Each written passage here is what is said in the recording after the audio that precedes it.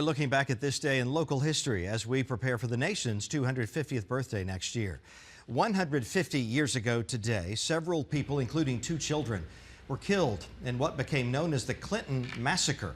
Multiple historical markers now stand where hundreds of residents, mostly black Republicans, were gathered at the site of a former plantation for a political rally.